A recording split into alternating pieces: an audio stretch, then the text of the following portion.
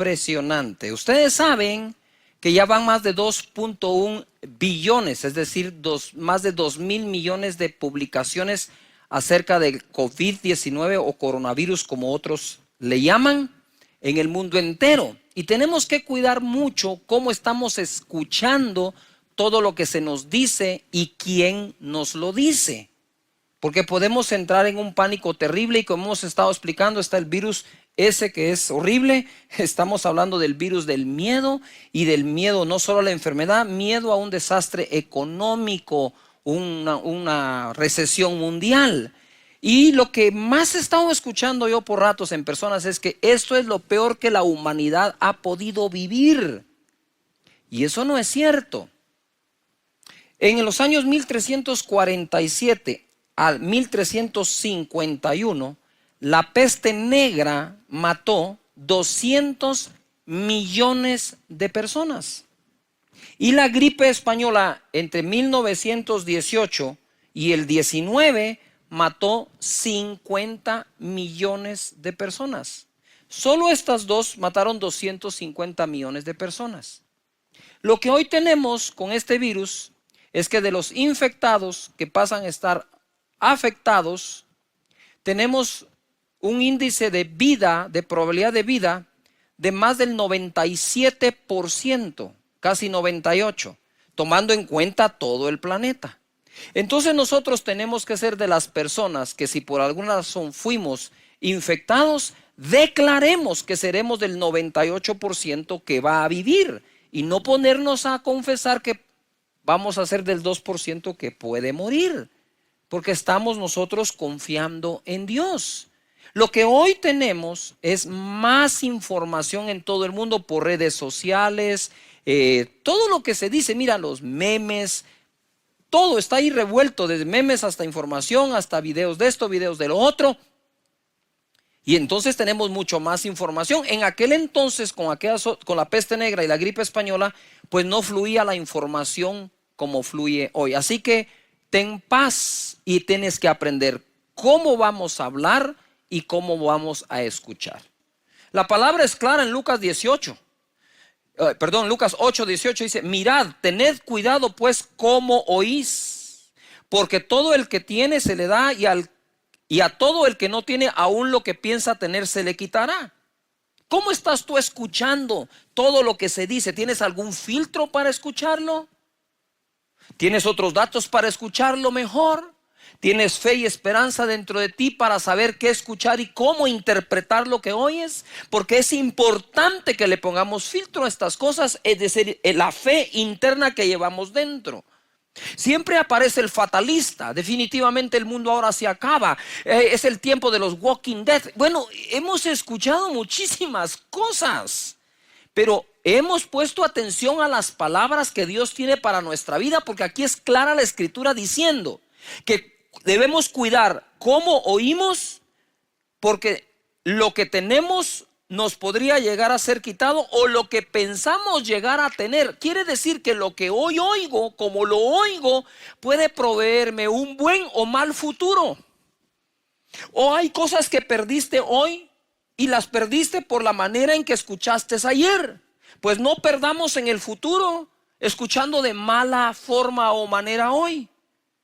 La palabra de Dios hace que cuando nosotros hablemos, nos dice que cuando hablamos u oímos, algo se puede crear en el futuro. Por ejemplo, dice la escritura: el pan nuestro de cada día dánoslo hoy. Y la interpretación que todo el mundo le ha dado, y la acepto, no estoy combatiendo interpretaciones, es que cada día me dé lo del día. Pero entonces estamos mal yendo al supermercado, teniendo un refrigerador o una alacena. Y no digamos en estos tiempos en que la gente ha salido a correr a comprar todo cuanto puede, ¿verdad? Y hasta lo que no. Entonces, ¿qué decimos acá? El pan de cada día, dámelo hoy. Con esa palabra nosotros estamos llamando una provisión más grande al día de hoy. Ahora, le pregunto algo: ¿la palabra de Dios depende de las circunstancias, o podemos afectar las circunstancias con la palabra de Dios? Hebreos 4:1 dice: temamos pues, no sea que permaneciendo aún la promesa, ojo, la promesa permanece, de entrar en su reposo, algunos de vosotros parezcan no haberlo alcanzado. La promesa de Dios permanece hasta el día de hoy. Lo que tengo que preguntarme es si mi fe en la promesa también permanece el día de hoy. Si Dios hace que su promesa permanezca hasta este día, de este otro lado, mi fe va a actuar para que esa promesa que permanece venga a mí, venga a ti. Porque también dice la Escritura en el verso 2, a nosotros se nos ha anunciado la buena nueva, buenas noticias, como a ellos, pero no les aprovechó el oír la palabra por no ir acompañada de fe en los que la oyeron. Ojo, hay fe en aquel que da la palabra. ¿Sería un problema venir a dar palabra sin fe?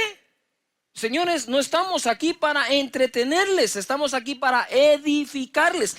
Claro, hacemos todo lo más bonito posible para que seas edificado y que tengas, ¿cómo te dijera yo? Tus sensores, tus receptores atentos a recibir esa palabra. Pero yo podría tener toda la fe para hablar. La pregunta es si tú tienes toda la fe para escuchar.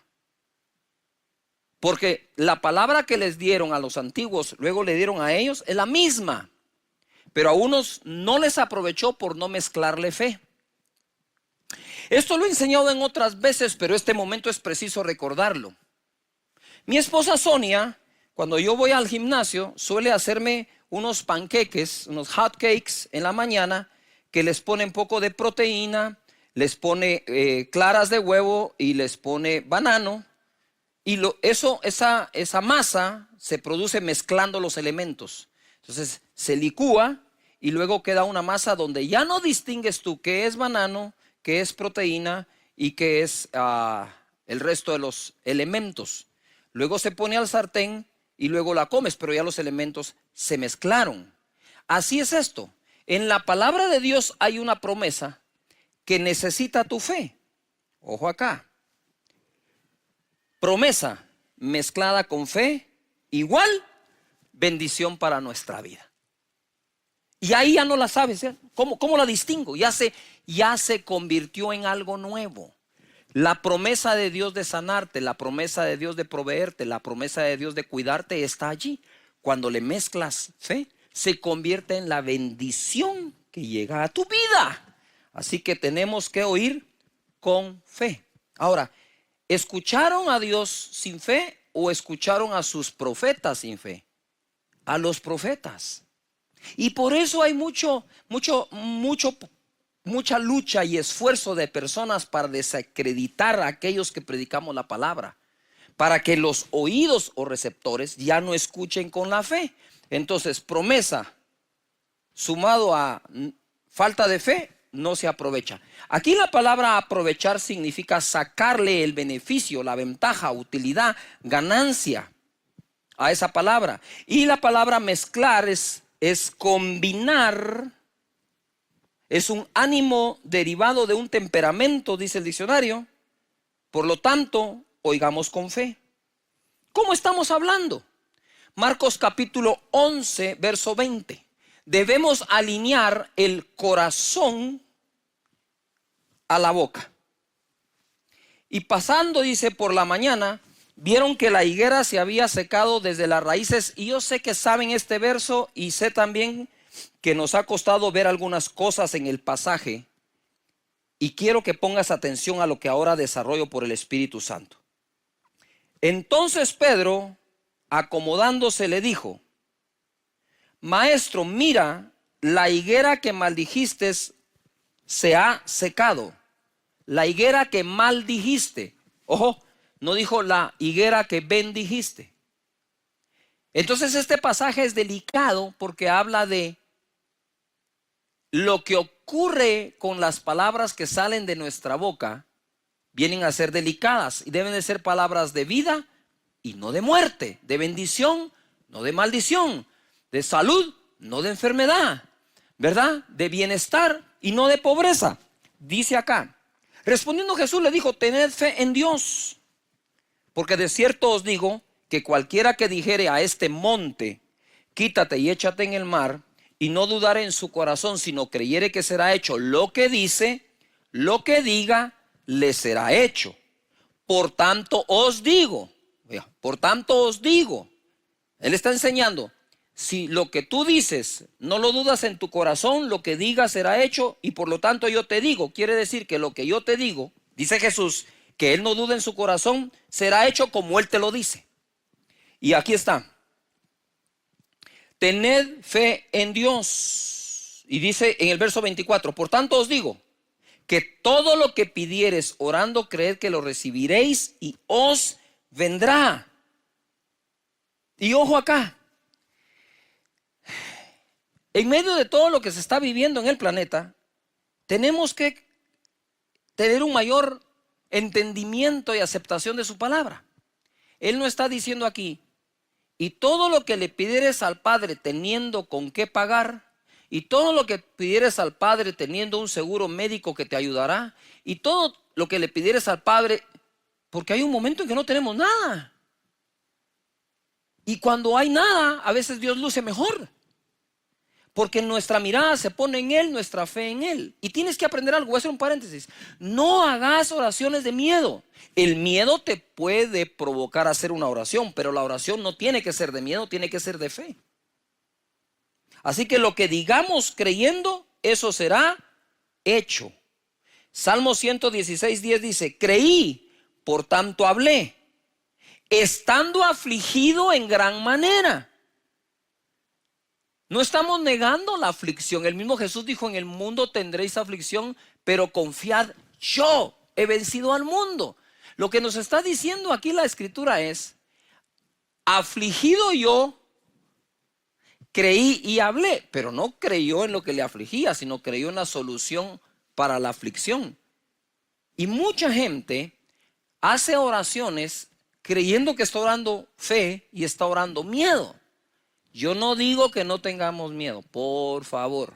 El Señor viene y dice, no temas, y nos ministra nuestra emoción. Tampoco estoy diciendo que no nos aflijamos. Aquí dice, afligido yo en gran manera, hablé porque creí. ¿Qué habló? Habló buenas palabras de vida y no de muerte. Si nosotros tenemos algo que al afectado tiene 3% de mortandad, y si le quitamos algunas edades llega a ser menos del 2%, tú decides hablar, y ahora hablo aquí con sensatez. Si has sido contaminado por el virus, o has sido ya infectado y además afectado por el virus, tú y tu familia deciden qué hablar. ¿Vas a ser del 2% que se muere? ¿O vas a ser del 98% que vive? Pues de una vez adelantémonos y decirle, Señor, creo que nada de eso va a afectarme, pero si me llegara a afectar, yo seré de los que viven y voy a tener vida y vida en abundancia, y lo que viene después de esto será mejor para mi vida, para mi familia, aún para mi cuerpo, creando anticuerpos. Eso nunca más me va a volver a tocar. Decidimos qué hablar. ¿Cuál es el problema? Que Jesús no bendijo la higuera, la maldijo y se secó. Entonces tenemos que tener cuidado lo que hablamos, bueno y malo. En Primera de Reyes 17:1, y ahora tomo un poquito de tecito con miel.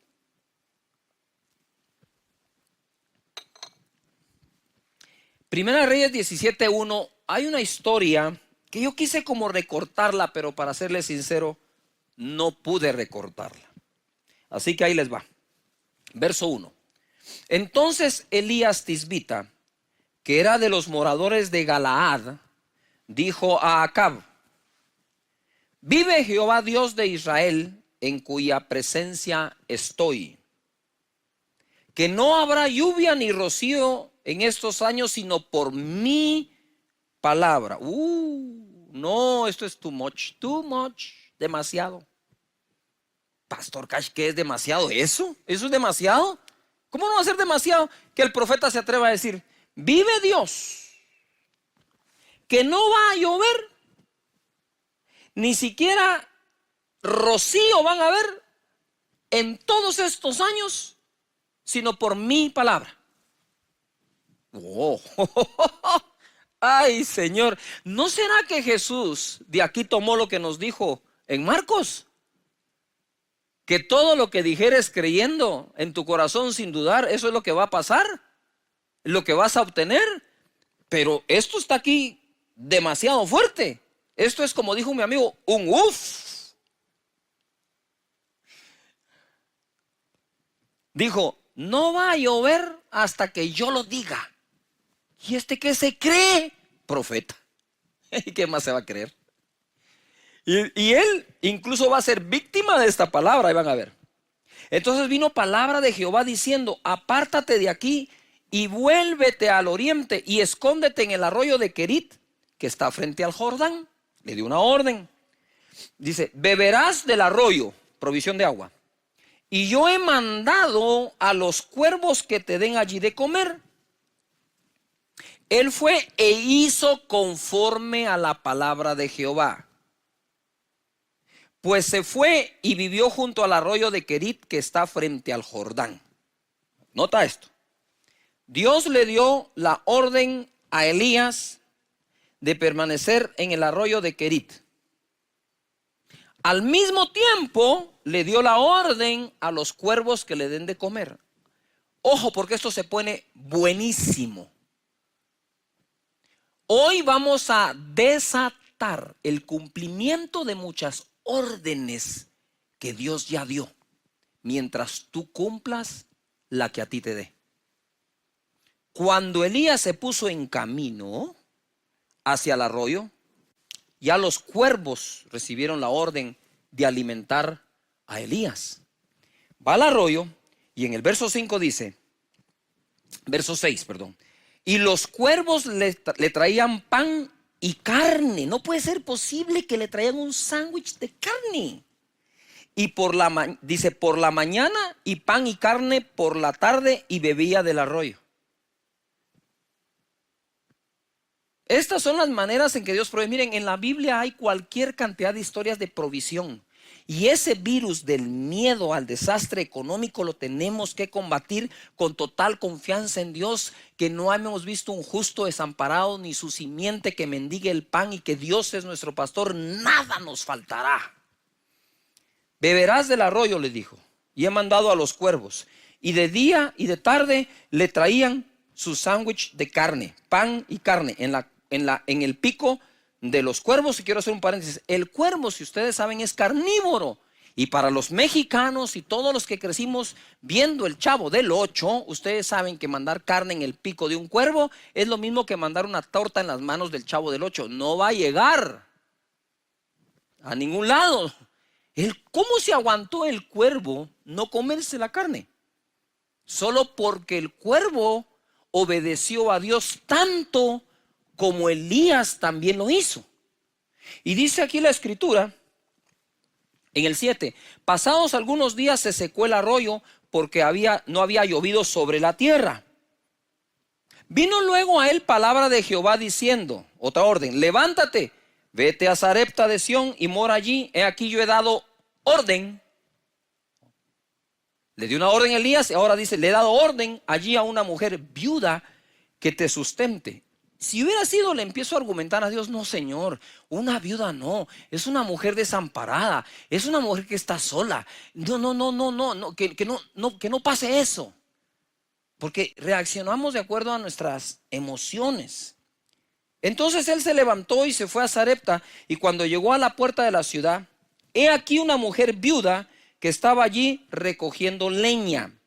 Y él la llamó y le dijo, te ruego que me traigas un poco de agua en un vaso para que beba. Y yendo ella para traérsela, él la volvió a llamar y le dijo, ey. ¿Verdad? Ahora que me acuerdo, Dios me dio agua del Querit, del río, y me dio carne a través de los cuervos y pan. He pedido agua, pero me falta el pan. Y le dice, te ruego que me traigas también un bocado de pan en tu mano. Ella sería el nuevo cuervo para él.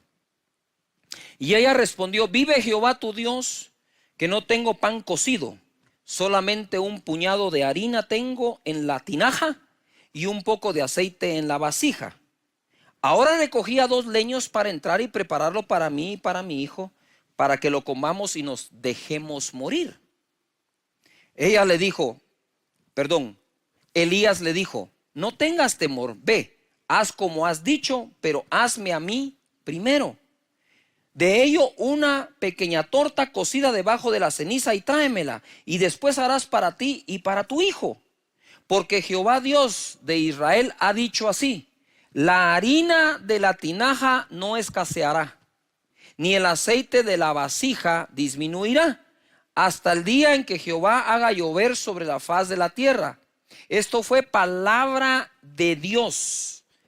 El profeta le dio a la mujer la promesa de que su harina y su aceite no iban a escasear mientras hiciera la torta que él estaba pidiendo. Entonces ella fue e hizo como le dijo Elías, y comió él y ella y su casa muchos días. Yo quiero profetizar que en tu casa no va a faltar el alimento, ni el sustento, ni el vestir, ni la provisión de Dios, mientras confíes en Él y en su palabra y sus promesas y les mezcles fe. No vamos a ver justo desamparado en esta época, ni su simiente que mendiga el pan.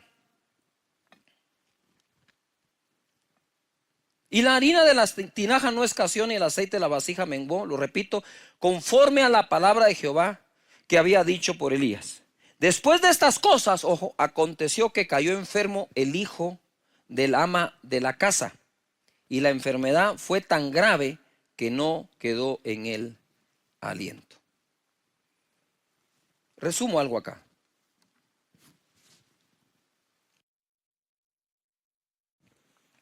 Cuidemos cómo hablamos, porque en esta historia se cumplió la palabra de Dios. Le he dado la orden al cuervo que te alimente, le he dado la orden a una viuda que te alimente, y le he dado a la orden a la harina y al aceite que no escasee. Eso se cumplió, fue lo que Dios dijo, todo se cumplió.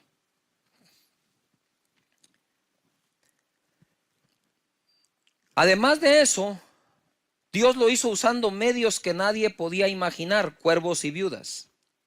Primero usó algo lógico acompañado de algo imposible. Le dio agua del arroyo, pero usó aves carnívoras para traer carne. Ojo lo viene. Luego subió el nivel de improbabilidad de la provisión. En una total sequía usó una mujer desamparada para darle agua y pan cocido a la carta. Creo que si multiplicó el aceite y la harina de la viuda, también le dio una porción grande a los cuervos después de cumplir su misión.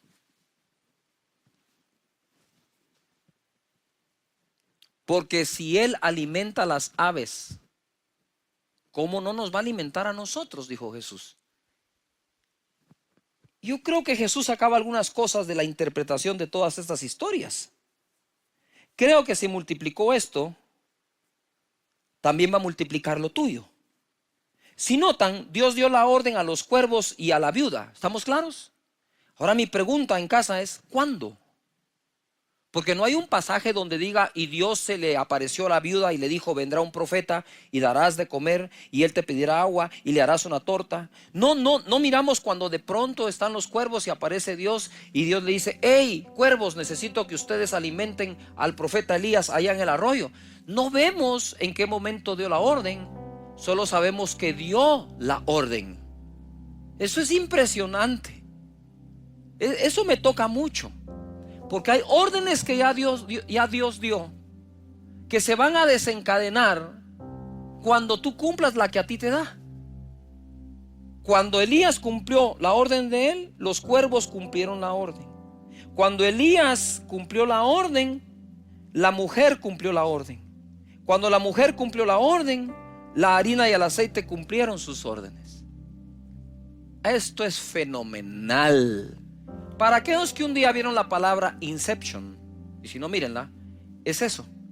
Esa película trata de alguien que ponía en el subconsciente como un sueño para que cuando algo pasara se detonara y se cumpliera. Dios ya puso en el corazón, mira, estamos viviendo un tiempo de cosas sobrenaturales, y quiero decirte esto, lo digo con temor, con temblor, con respeto y guardando mi distancia. Pero hay gente con muchos recursos quebrando. Y Dios va a usar a gente con mucho menos recursos, desamparados, para llevarte comida a tu casa. Y entenderás que por más fuerte que haya sido, el que siempre te ha provisto es y será Dios. Está el poder de la vida y de la muerte.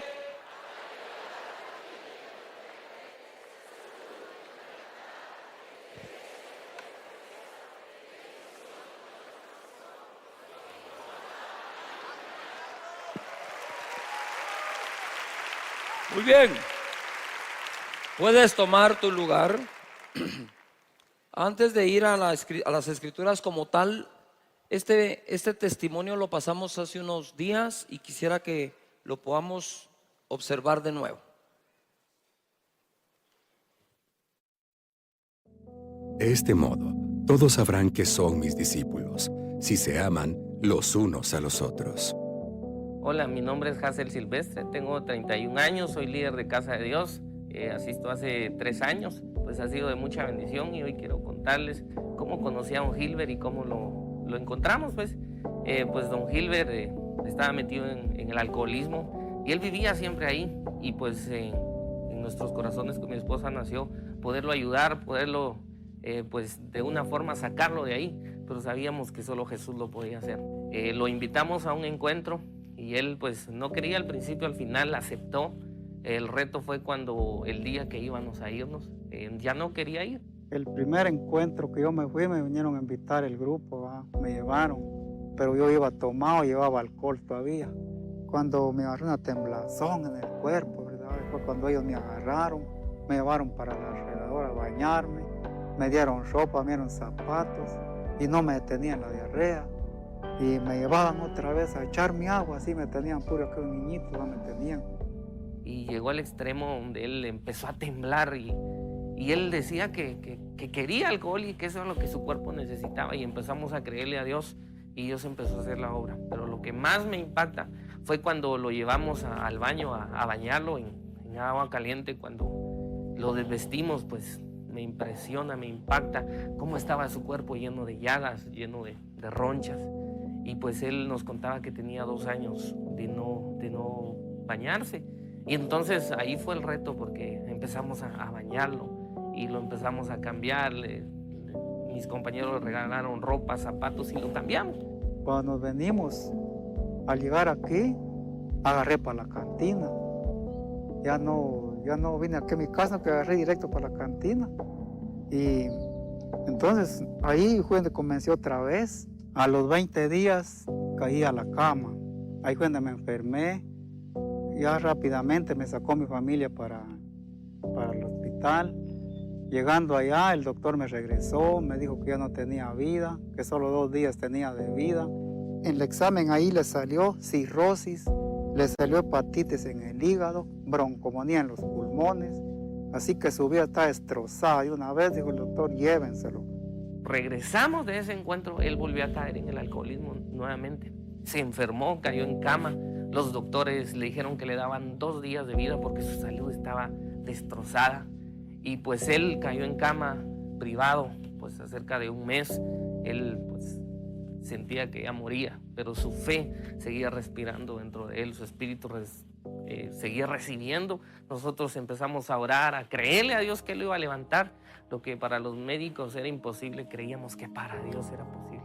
Y mi familia aquí me venían a orar, los del grupo, hermano Hazel y todos ellos, me venían a orar y a orar y a orar. Entonces, gracias a Dios, a este Hazel, él me habló que iba a haber otro encuentro, el segundo.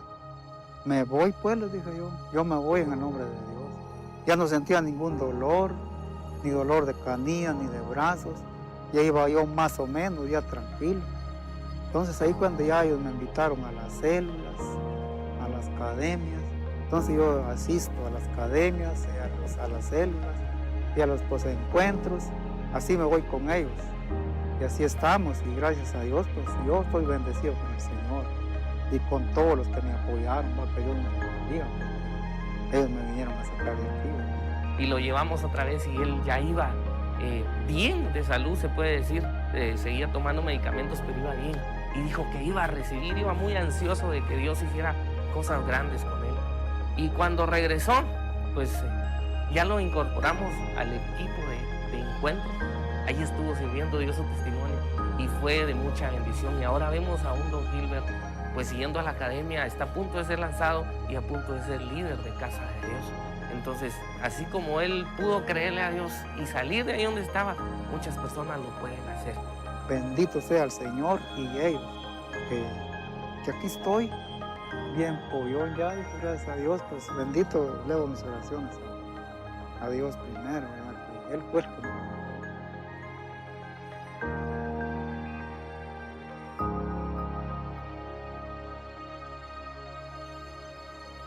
En Casa de Dios, cada día tiene una historia de amor. Dale un fuerte aplauso a Jesús.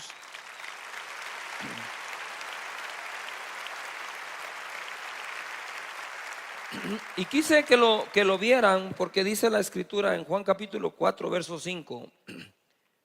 Vino pues a una ciudad de Samaria llamada Sicar, junto a la heredad que Jacob dio a su hijo José. Y estaba allí el pozo de Jacob.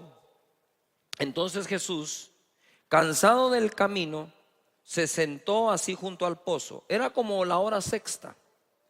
Vino una mujer de Samaria a sacar agua y Jesús dijo: dame de beber. Pues sus discípulos habían ido a la ciudad para comprar o a comprar de comer. La mujer samaritana le dijo: ¿cómo tú, siendo judío, me pides a mí de beber, que soy mujer samaritana? Porque judíos y samaritanos no se tratan entre sí. Esto es un problema grave de la sociedad hoy, después de 2000 años.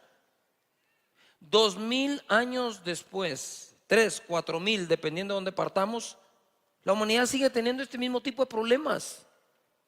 Perdón lo que voy a decir, es ridículo que generación tras generación tras generación no hayamos enseñado a nuestros hijos a romper barreras sociales, racismo, barreras económicas.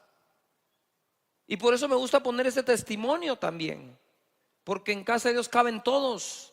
En esta iglesia no se hace acepción de personas, se predica a toda criatura. No sé si me estoy explicando.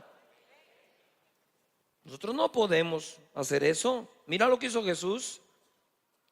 Dame de beber, le dijo. Y ella le dijo: pues que no nos tratamos. Respondiendo Jesús le dijo: si conocieres el don de Dios y quién es el que te dice. Escucha que hay dos cosas que conocer. Si conocieras el regalo de Dios y quién es el que te está hablando, y te dice: dame de beber, tú pedirías a él y él te daría agua viva. La mujer le dijo: Señor, no tienes con qué sacarla y el pozo es hondo. ¿De dónde pues tienes el agua viva? Es decir, ella no sabía de qué estaba hablando Jesús. Y así nos pasa muchas veces, ¿verdad? Empezamos a leer las escrituras, no sabemos ni de qué están hablando, pero paciencia, y el Espíritu Santo lo va a revelar. Y dice acá: ¿de dónde pues tienes el agua viva? ¿Acaso eres tú mayor que nuestro padre Jacob, que nos dio este pozo, del cual bebieron él, sus hijos y sus ganados? Respondiendo Jesús le dijo: cualquiera que bebiere de esta agua volverá a tener sed, mas el que bebiere del agua que yo le daré no tendrá sed jamás, sino que el agua que yo le daré será en él una fuente de agua que salte. ¿Para qué? ¿Que salte para qué? A ver todos. Vida eterna. La vida eterna es una realidad. Morimos, solo pasamos de un estado a otro, pero seguimos viviendo. La mujer le dijo: Señor, dame esa agua para que no tenga yo sed, ni venga aquí a sacarla. Jesús le dijo: ve, llama a tu marido y ven acá. Respondiendo la mujer y le dijo: no tengo marido. Jesús le dijo: bien has dicho, no tengo marido, porque 5 maridos has tenido y el que ahora tienes no es tu marido. Esto has dicho con verdad. Y le dijo a la mujer: Señor, me parece que tú eres profeta. Jesús se mostró vulnerable ante la necesidad de comer y beber agua. Los discípulos se fueron a comprar de comer Y Jesús dijo, no puedo esperar, pensó, no puedo esperar que vengan, tengo mucha sed. Y le dice a la mujer samaritana, hey, mujer, ¿tú me podrías dar un vaso de agua? Tengo sed. La mujer dijo, ¿qué? ¿Cómo así?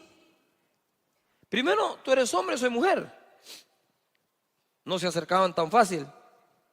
Segundo, tú eres judío, yo soy samaritana, y está claro que no nos tragamos. Pero mira cómo es el estereotipo. Porque judíos y samaritanos no se llevan entre sí. Yo le hubiera respondido, deja en paz a todos los judíos y a todos los samaritanos, tú y yo hablemos. Tú no tenés que formar parte de un grupo que rechaza a otros. Tú no tenés que formar parte de un estereotipo religioso. ¿Me estoy explicando?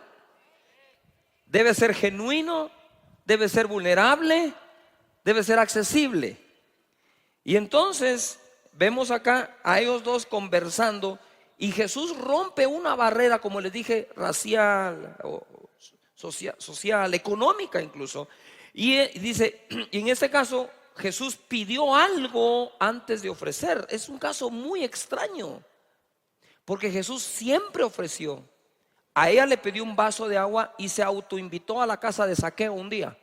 Está Zaqueo tratándolo de ver en el árbol ese famoso de sicómoro, y estaba en el árbol, y cuando Jesús pasa le dice, hey Zaqueo, le dijo, date prisa, baja de ahí, hoy tengo que cenar en tu casa, le dijo.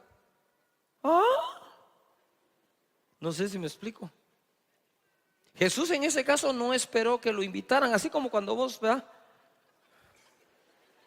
Cuando vas al restaurante y te haces el Lucas cuando pasan la cuenta, y siempre que pasan la cuenta, ay, tengo que ir al baño. No sé si, ¿verdad? No. Pero Jesús se autoinvitó porque sabía que la salvación tenía que llegar a Zaqueo. De hecho, Jesús fue el que dijo, hoy la salvación ha llegado a esta casa, Zaqueo. Hoy estoy hablando del tema Jesús nuestro Salvador. Ya hablamos Jesús, el alfa y el omega, el principio y el final. Jesús nuestro Salvador, Jesús nuestro amigo. Si le quitas a Jesús todos los milagros en el Nuevo Testamento, ¿qué te queda? Un buen conferencista. Y un buen conferencista no aguantaría sobrevivir más de 2000 años con la cantidad de discípulos que tiene en el mundo. Y le dice, si conocieras el don de Dios o el regalo, ¿y quién pedirías? Ojo, cuando por fin te he revelado lo que Dios te quiere dar, ¿y quién es Dios? Pedí. No tengas pena de pedir, no seas falsamente humilde. Ay, no, es que eso de pedirle a Dios, ¿y a quién más le vas a pedir? No es que cuando uno ora no pide, pero ahí andas regateando, ahí andas pidiendo que te den trabajo, que te den una cita, y ahí que Él conecte y llamar a alguien. Antes de pedir a los hombres, asegúrate que ya le pediste a papá Dios. Y Jesús le dijo, si supieras quién te habla, le pedirías. Si supieras quién te habla, le pedirías. Si supieras quién te habla, le pedirías, le dijo. Y la mujer, como no tenía concepto religioso, dijo, órale, entrémosle al agua. Para luego es tarde. Dame de esa agua, le dijo. A ver, dámela, pues dámela, para que yo no tenga que venir aquí a estarla sacando. El Señor te puede dar tantas cosas para que no tengas que estar cansado de andar pidiendo a otros, cansado de andar buscando, porque Dios te lo quiere dar a ti. Cuando tú no comprendes la paternidad de Dios, difícilmente vas a entender la prosperidad de Dios. Cuando por fin entiendes la paternidad de Dios, todas esas doctrinas empiezan a caer en su lugar. Y dices, ay, con razón, si es mi padre. Pero mientras solo sea tu Dios, conocer a Dios por Padre es lo más grande de las revelaciones bíblicas. No creo que exista una más grande. Que se te revele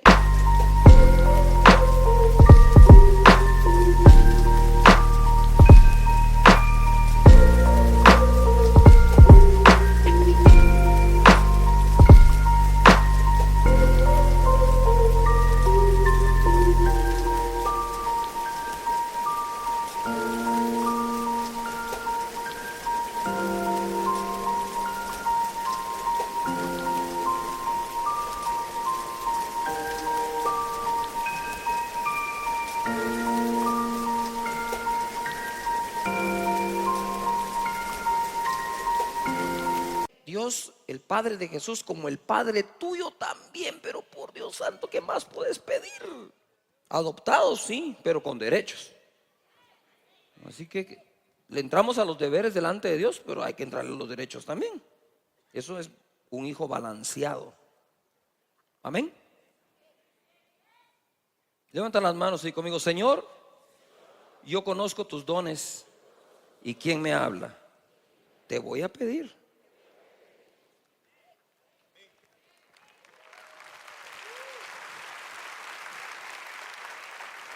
Jesús ofrece el agua que saltaría para vida eterna. Jesús no se distrajo de su misión. Mira, ojo acá.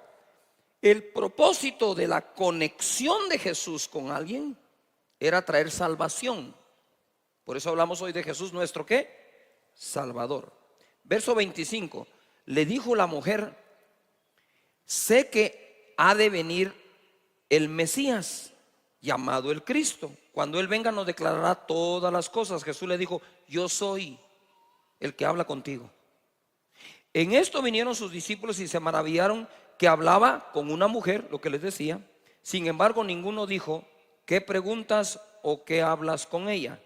Entonces la mujer dejó su cántaro y se fue a la ciudad y dijo a los hombres: venid, ved a un hombre que me ha dicho todo cuanto he hecho. ¿No será este el Cristo?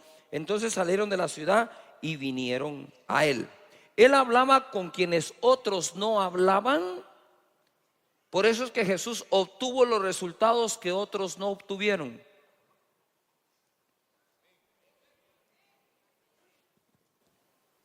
Pero Jesús se tomó el riesgo de hablar con una samaritana.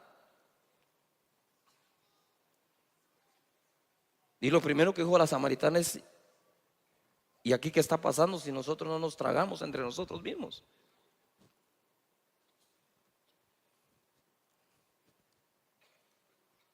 Yuhu.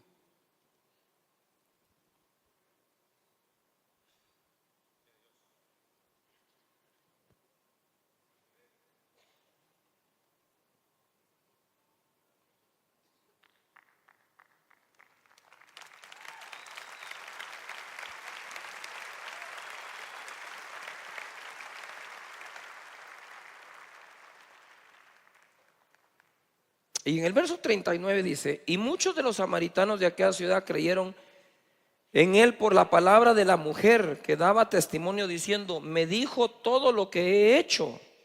Nota que ella no daba testimonio de sí misma, ni tiempo le dio a hacer un testimonio en tan poco tiempo, en ese día. El testimonio que ella daba era acerca de Jesús, no acerca ni siquiera de lo que Jesús hizo en ella, lo que Jesús le dijo nada más. Mira, Jesús me dijo, me parece que es profeta. Y entonces le habla a los samaritanos y muchos de ellos creyeron, dice. Y entonces en el verso 41 dice acá: y creyeron muchos por la palabra de él, y le decían a la mujer: ya no creemos solamente por tu dicho, porque nosotros mismos hemos oído y sabemos que verdaderamente este es el Salvador del mundo, el Cristo. ¿Cuál fue el objetivo? Después de 2 días, los samaritanos, ¿qué decían? Que eran los gentiles. ¿Qué era lo que decían ahora? Verdaderamente este es el Salvador del mundo, no solo de los judíos. ¿Vos te imaginas lo que está pasando en ese momento ahí? El acceso que Jesús está teniendo. Desde ahí Jesús mostraba que quería salvar a los guatemaltecos también, a los mexicanos también, a los ticos también, a los salvadoreños también, a los argentinos, a los chilenos, a los gentiles. Si Jesús no se atreve a hacer esto, por más que sea el Salvador del mundo, Él, la revelación de que sea, no la tienen los demás. Tú ya tenés la revelación que Él es el Salvador, pero Dios te quiere usar para que otros sepan eso.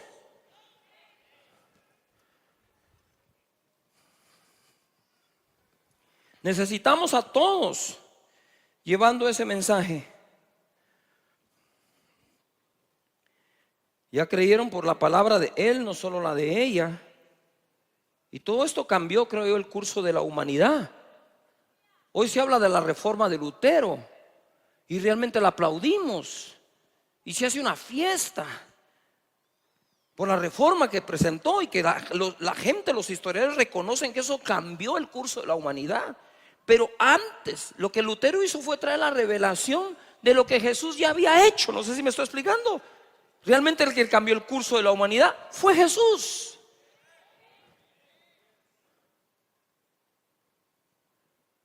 Se acercó, rompió una barrera para poder llegar allí. Después de 2 días los samaritanos creyeron que Jesús era verdaderamente el Salvador del mundo y no solo de los judíos. Acá se abrió la puerta a los gentiles, es decir, a nosotros. Jesús no ofreció un método para la salvación, sino la salvación en sí misma. Jesús desafió el status quo de todos los que andaban enseñando de Dios. Él fue más allá de solo enseñar, porque Él estaba interesado en salvarlos, que es diferente. ¿Serás tú la persona que rompa barreras con tal de llegar ahí? Esta mujer había tenido 5 maridos. No dice 5 hombres o amantes, 5 maridos. O sea, o era 5 veces viuda o había fracasado 5 veces. Pero cuando él le va a ofrecer el agua de vida, no hizo acepción de persona. Jesús no dijo: uy, no, esta mujer tiene 5 divorcios, se ha casado 5 veces o quedó 5 veces viuda, a saber si esta mujer los envenena, a saber qué es lo que hace. Entonces, no, uy, chish.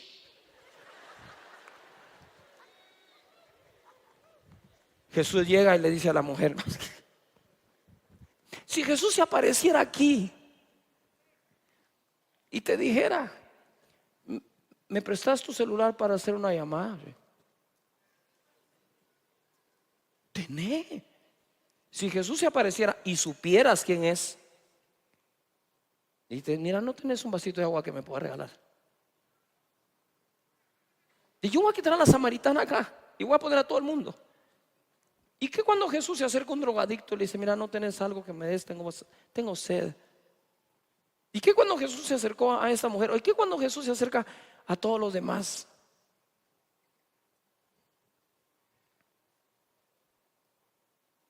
Ya dejen de andarse juzgando entre ustedes mismos por los amigos que otros tienen. Si no te acercas, si sos amigo, mucho menos lo vas a ganar para Jesús en tu corazón. Mateo 1:20 dice: y pensando él en esto, he aquí un ángel del Señor le apareció en sueños y le dijo: José, hijo de David, no temas recibir a María tu mujer, porque lo que en ella es engendrado del Espíritu Santo es. Y dará a luz un hijo y llamará su nombre Jesús. Llamará su nombre Jesús. Todo el mundo diga Jesús. Porque él salvará a su pueblo de sus pecados. Él viene a librarnos de la consecuencia del pecado, que es muerte. Pero la dádiva de Dios es vida eterna en Cristo Jesús. Lucas 2:8, fíjate, cuando se anuncia el advenimiento de Jesús a José, le dijo: su nombre va a ser Jesús, porque él salvará. Segunda cosa, el propósito quedó claro. Lucas 2:8. Había pastores en la misma región que velaban y guardaban las vigilias de la noche sobre su rebaño. Y aquí se les apareció un ángel del Señor, y la gloria del Señor los rodeó de resplandor, y tuvieron gran temor. Pero el ángel les dijo: no temas, porque aquí os doy nuevas de gran gozo, que será para todo el pueblo, que os ha nacido hoy en la ciudad de David, otra vez David, un Salvador, que es Cristo el Señor. Ahora, ojo acá. Estaban los pastores. A ver, todo diga pastores. Y yo quisiera usar la figura del pastor de la oveja natural, a pastor de ovejas, personas. Que ojalá los pastores de hoy tengamos tan claro que no se trataba del resplandor que los rodeó, que no se trataba de la gloria que bajó. Se trataba de que el ángel les dejó claro que lo que venía era el Salvador. Y a veces tú querés estar siempre en la gloria, bendito Dios, y la unción, bendito Dios. Pero yo no sé por qué inconsciente o conscientemente reclamas tanto eso, si de esa gloria no sacas el mensaje de Jesús para nadie. Yuju.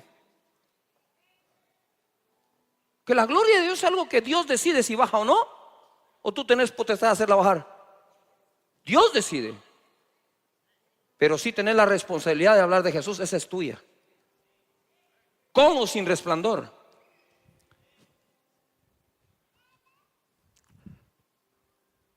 Hagan sus nichos. Ya no continúan con el llamado que Jesús les hizo, sino que velan por el bienestar común.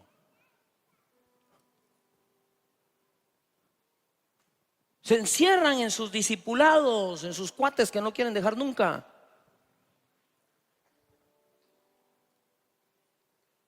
En lugar de ir y presentar a Jesús como Señor y Salvador, dice: pero es que, pastor, mi testimonio y el de la samaritana, ¿qué? Claro, en el camino vas a ir haciendo un mejor testimonio de tu vida, pero mientras tanto Jesús sigue siendo el Salvador del mundo. Estés vos vivo, estés muerto, estés santo, no estés santo, Él sigue siendo el Salvador del mundo. Cuando comprendas eso, tu mensaje, aunque no lo creas, va a ser más puro, porque no tiene que ver con tu condición, tiene que ver con que Jesús es.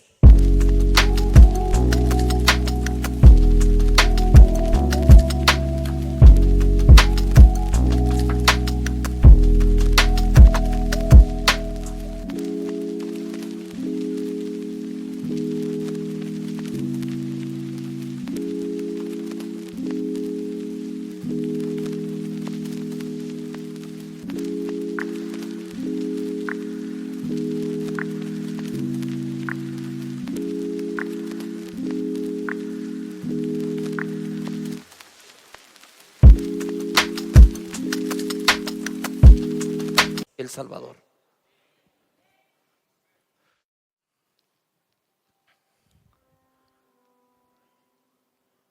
¿Cuántos estamos aprendiendo hoy?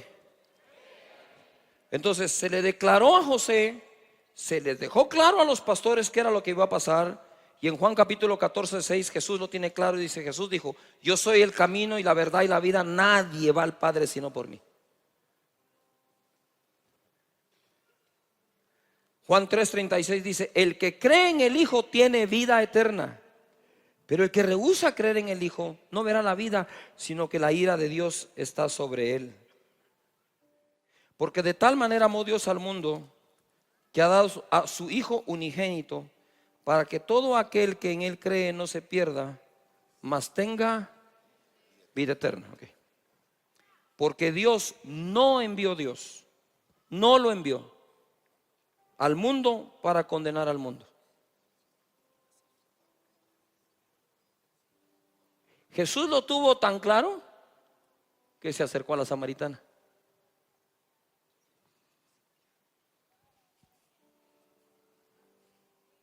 ¿Por qué? Porque él sabía que su Padre no lo envió a condenar al mundo, dice acá, sino para que el mundo sea salvo por él.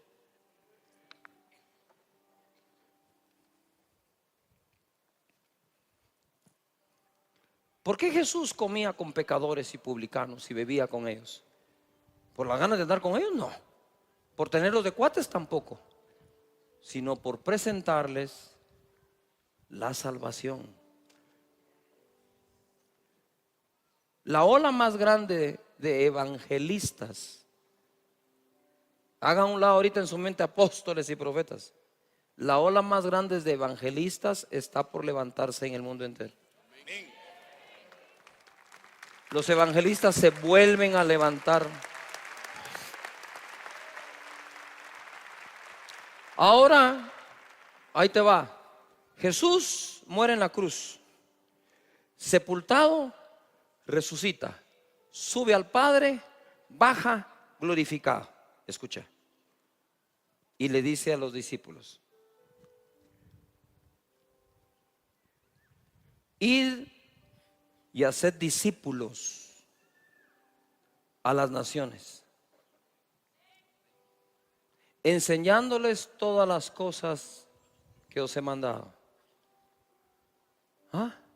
bautizándolos en el nombre del Padre, del Hijo y del Espíritu Santo. Ahora quiero decirte esto: si yo fuera tu papá y estoy en mi lecho de muerte, estoy por partir, yo te digo: hijo, esta es mi última voluntad.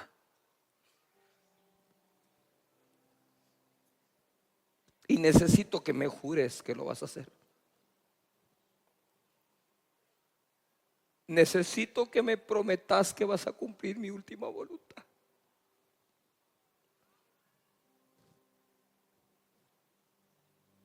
Dices, Padre, ¿cuáles bellas discípulos?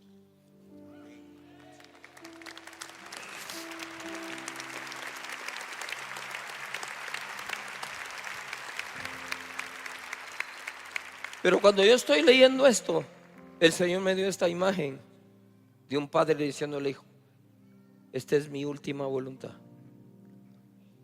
¿La cumplirías por mí?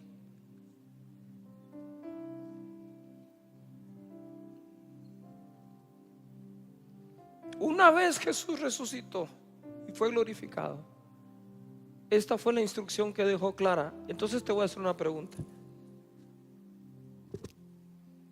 Si eso fue lo que dejó claro hacer, ¿para qué ponernos a hacer otra cosa?